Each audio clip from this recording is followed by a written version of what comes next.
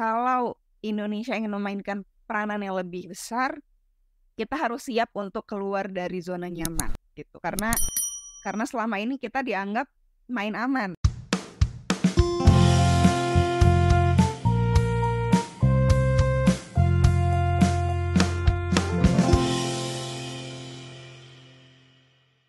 Salam perspektif baru untuk Anda, pemirsa acara ini di media sosial YouTube dengan nama akun Perspektif Wimar TV.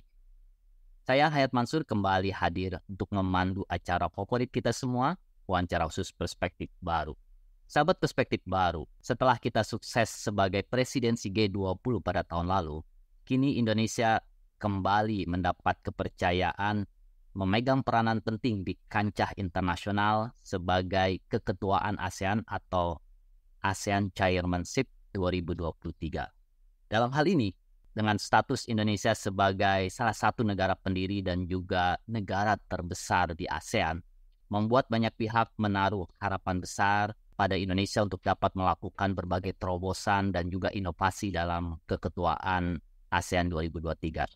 Jadi, kita berbincang-bincang mengenai Indonesia sebagai keketuaan ASEAN 2023 dengan Anissa Dina Amalia, Sarjana Sosial Master International Relation yang bekerja sebagai dosen di FISIP Untan Pontianak, Kalimantan Barat. Salam perspektif, Anissa. Salam Bapak, terima kasih banyak sudah mengundang saya. Ya, kami juga terima kasih banyak Anissa sudah bersedia hadir untuk wawancara perspektif baru ini. Nah, ketika kita berbincang-bincang mengenai hubungan internasional yang menjadi bidang dari Anissa, nah, Indonesia punya hubungan khusus untuk negara-negara tetangga, yaitu dalam ASEAN. Nah, apakah ASEAN yang didirikan pada 1968 ya, masih memegang peranan penting untuk rakyat kita, rakyat ASEAN, dan juga rakyat dunia? Terima kasih Bapak Hayat Mansur atas pertanyaannya. Salam kenal untuk warga penonton Perspektif Baru ya. Ini sebuah kehormatan bagi saya untuk bisa sharing mungkin pandangan ya atau perspektif, dan isu terkhusus yang akan dibahas hari ini adalah terkait dengan Indonesia dan ASEAN.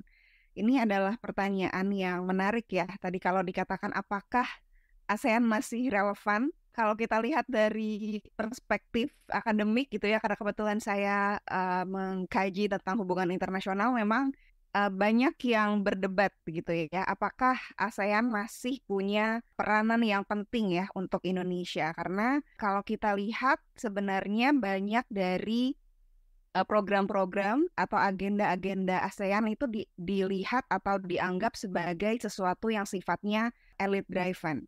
Jadi mungkin berbeda dengan organisasi-organisasi supranasional atau intergovernmental yang lain, mungkin yang lebih terdepan adalah Uni Eropa gitu ya, yang sifatnya mungkin lebih bottom up ya. Jadi ada sense of belonging gitu ya, ada awareness bahwa masyarakat Eropa adalah bagian dari Uni Eropa ya, yang kemudian ini memperkuat organisasi atau multilateralisme yang terjadi di wilayah Eropa sendiri. Dan ini yang saya pikir cenderung agak sulit untuk kita lihat di level ASEAN, khususnya di Asia Tenggara. Karena mungkin kalau kita berbicara di ibu kota, ya di Jakarta, terutama mungkin untuk misalnya golongan terdidik gitu ya, di level universitas, akademisi dan lain sebagainya, maka ASEAN ini dianggap punya program atau punya agenda yang sangat relevan. Tapi kalau kita lihat di daerah-daerah gitu ya, mungkin di tempat saya bekerja saat ini gitu, misalnya di Kalimantan Barat, kalau kita tanya masyarakat umum ya, mungkin masih banyak yang mungkin tahu ASEAN tapi nggak tahu apa sih agenda atau program kerja dari ASEAN itu sendiri gitu ya. Sehingga kalau kita bandingkan lagi lebih jauh dengan bagaimana ASEAN dikenal di Asia Tenggara gitu ya, di negara-negara lain misalnya Malaysia, Thailand, sangat jauh berbeda progresnya gitu ya, di mana misalnya di level sekolah ya, anak-anak SD itu sudah dikenalkan ASEAN itu apa sih, kemudian program-programnya yang kemudian bisa relevan atau bermanfaat untuk warga di negara-negara itu apa saja, itu sudah dikenalkan sejak sejak dini, sejak awal gitu. Dan itu yang saya pikir belum banyak terlihat gitu ya di Indonesia. Jadi Oke.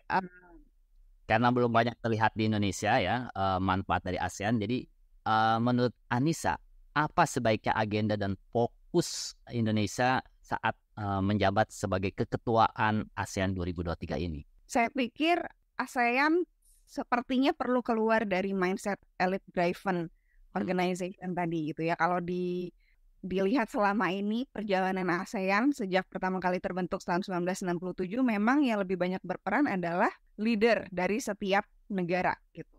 Sehingga belum banyak keterlibatan gitu ya dari grassroots movements ya, dari organisasi-organisasi di luar pemerintah ya, untuk kemudian turut menjalankan agenda-agenda atau program kerja dari ASEAN. Ya, mungkin saat ini sudah cukup beragam juga ya. Misalnya kalau kita lihat ada Youth Forum, ya ada agenda-agenda pemuda ya yang diadakan oleh ASEAN. Ini saya pikir jadi satu langkah penting ya, terutama karena ASEAN punya ASEAN Community yang kemudian sempat dibentuk tahun 2015 dan seharusnya masih berjalan. Tapi kemudian sejauh apa ya program-program tersebut menjangkau dan sejauh apa keterlibatan ini dibuka secara luas ya sampai pada level grassroots, ini yang menurut saya masih perlu ditingkatkan lebih baik lagi seperti itu. Anissa, keketuaan Indonesia di ASEAN pada tahun ini memiliki banyak tantangan, baik secara internal maupun eksternal. Nah, tantangan dari internal sendiri adalah salah satunya persoalan Myanmar yang masih terus berlarut. Nah, menurut perspektif Anissa, apa yang harus dilakukan Indonesia sebagai keketuaan ASEAN 2023 ini untuk menyelesaikan persoalan Myanmar ini? Berbicara tentang keketuaan ini sebenarnya sesuatu yang sangat kompleks ya, apalagi untuk level ASEAN. Saya pikir perlu juga kita melihat bagaimana konteks latar belakang ya perjalanan organisasi regional ini terbentuk gitu ya. Karena pada awalnya kalau kita berbicara soal apakah atau bagaimana cara supaya Indonesia bisa memainkan peran yang lebih penting ya, terutama untuk menyelesaikan isu Myanmar, kita harus kembali dulu apakah kemudian tujuan ya atau latar belakang sejarah dibentuknya ASEAN ini ya memungkinkan Indonesia untuk berperan secara lebih besar begitu. Karena memang kalau kita lihat dari struktur organisasi regional ini ya, ASEAN pada saat pertama kali dibentuk memang peran Indonesia itu sangat penting ya, sangat besar. Kita tahu waktu itu setelah mengatasi persoalan dalam negeri ya, Presiden Soeharto sangat proaktif sekali untuk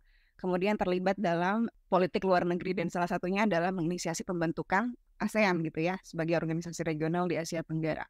Ya, tetapi banyak juga pihak yang menilai bahwa dibentuknya ASEAN ini sebenarnya adalah untuk mengkontain ya pengaruh atau superpowernya Indonesia pada saat itu ya, secara terutama economic powernya gitu ya, yang kemudian cukup signifikan juga ya, sehingga muncul trust issue gitu ya, ditambah lagi akhirnya kemudian ASEAN juga punya prinsip non-intervention, penghormatan terhadap kedaulatan masing-masing negara, dan ini selalu menjadi hambatan ya, selalu menjadi tantangan ketika ASEAN atau khususnya Indonesia menginisiasi berbagai pertemuan ya atau suatu tindakan untuk merespons kejahatan-kejahatan hak asasi manusia, khususnya yang kita tahu sekarang terjadi di Myanmar. Ditambah lagi saya pikir persoalan mengenai perbedaan ideologi ya, sistem politik di masing-masing negara yang semakin menyulitkan ya upaya Indonesia untuk kemudian memegang peranan yang lebih besar gitu ya, untuk kemudian menyelesaikan atau menghentikan kejahatan HAM yang terjadi di Myanmar. Karena kalau kita lihat, walaupun Indonesia pada awal kudeta ya oleh pihak militer Myanmar itu dilakukan ya, Indonesia dengan cepat menghubungi Brunei ya pada saat itu yang menjadi ketua ASEAN, chairman ASEAN ya, kemudian juga counterpart Menlu di Singapura dan di Malaysia ya.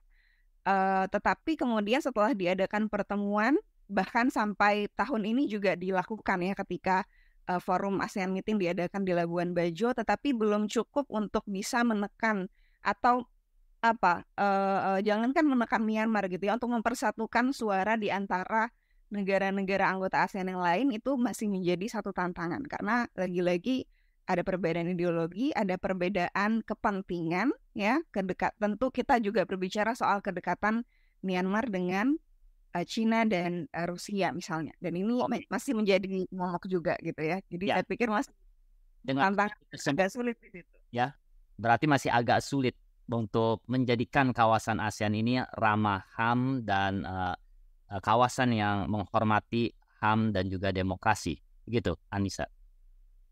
Ya, saya pikir itu. Ditambah lagi juga kita punya persoalan HAM internal yang seringkali juga menjadi sasaran tembak gitu ya dari negara-negara lain. Karena bagaimana mengharapkan Indonesia bisa mainkan peranan yang lebih besar di tingkat regional kalau dianggap di urusan domestik masih ada tantangan-tantangan HAM juga yang menjadi sorotan dunia internasional.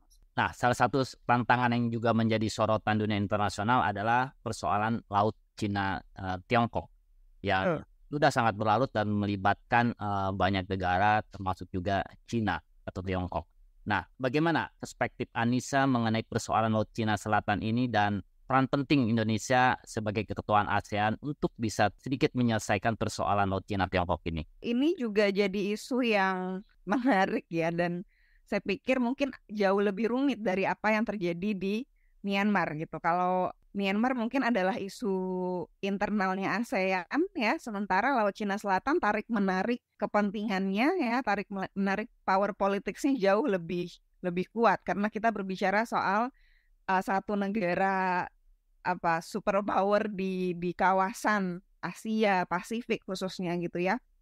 Dan tentu juga dengan permainan politik di Asia Pasifik dengan kehadiran Amerika Serikat, Jepang dan lain sebagainya turut menambah kompleksitas isu ini. Dan kita tahu perjalanan ya dari konflik Laut Cina Selatan ini kan sejak awal memang tidak pernah ada unity ya, tidak pernah ada kesepakatan di antara negara-negara ASEAN karena masih banyak yang berpikiran, terutama karena tidak semua negara anggota ASEAN terkena atau secara langsung mendapatkan dampak ya dari konflik Laut Cina Selatan ini. Jadi saya pikir kalau Indonesia ingin memainkan peranan yang lebih besar, kita harus siap untuk keluar dari zona nyaman gitu. Karena selama ini kita dianggap main aman gitu kan, mau bertindak lebih agresif tentu sangat mengkhawatirkan karena ada pangkalan militer di dekat perairan Natuna misalnya yang sangat membahayakan kalau Indonesia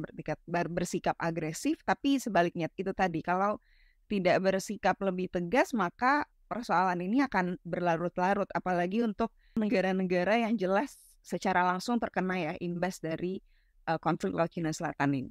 Oke, Anissa, Indonesia sebagai keketuaan ASEAN 2023 ini mengangkat tema ASEAN Matters, Epicentrum of Growth.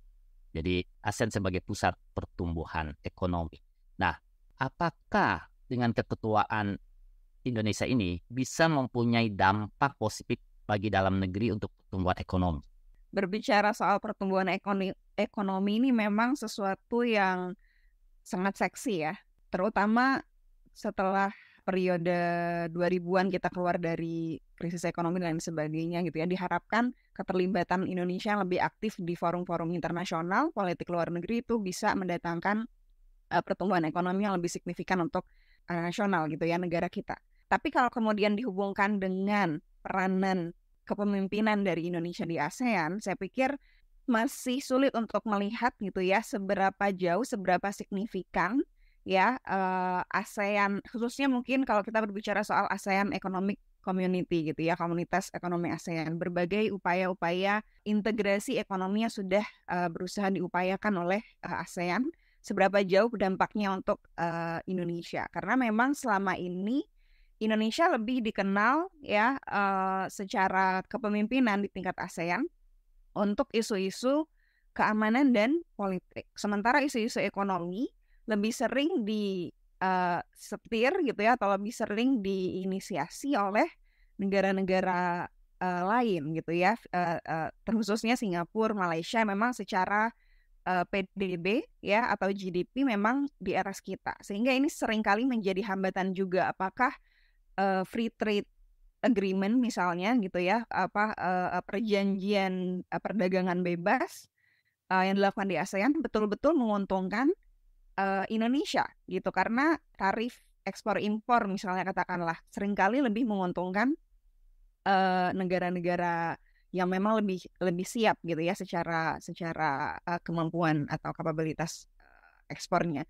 Jadi saya pikir ini sesuatu yang penting gitu ya, menarik untuk dilihat, tetapi Indonesia perlu bargaining power yang lebih besar gitu dalam pertemuan-pertemuan ya, supaya kepentingan ekonomi itu benar-benar, kepentingan ekonomi nasional itu benar-benar tercapai gitu ya melalui forum-forum ASEAN.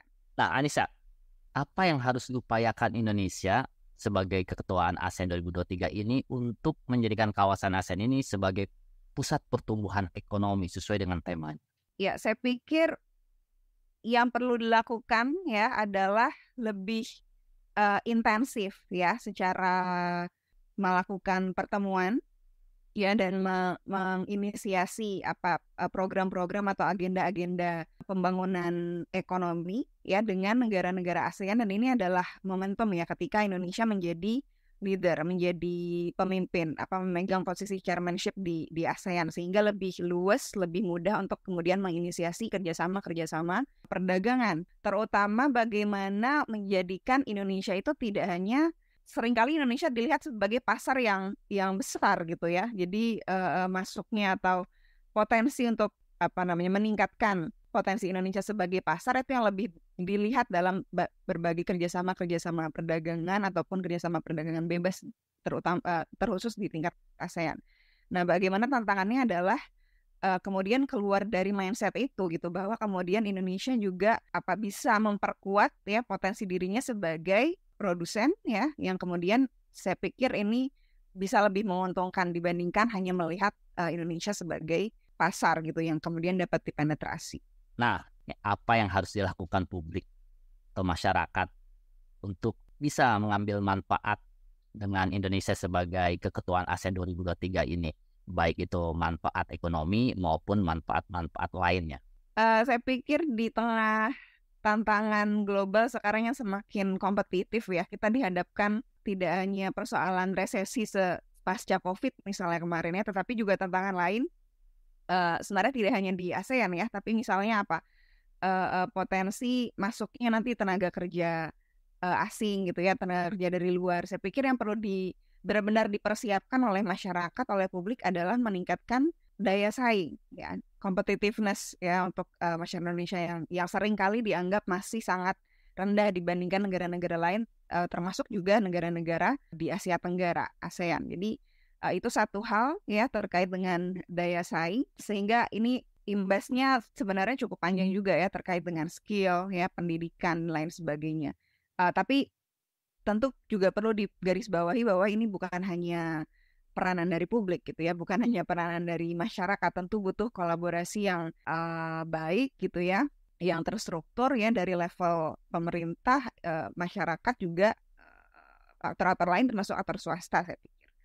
Yang kedua jelas juga untuk pelaku bisnis ya, terutama kita bicara soal potensi UMKM yang luar biasa besar, luar biasa pesat di Indonesia. Saya pikir sudah waktunya juga untuk keluar dari mindset lokal ya, harus melihat atau melirik pasar global, bagaimana produk-produk Indonesia juga bisa bersaing dengan produk-produk luar negeri. Dan ini saya pikir ini juga sudah cukup banyak dijalankan ya saat ini gitu ya, program-program untuk meningkatkan kapasitas dari UMKM supaya produknya siap ekspor ya, siap dipasarkan keluar dan lain sebagainya. Tapi ini tentu perlu peningkatan yang lebih gencar lagi, terutama di era perdagangan bebas lagi.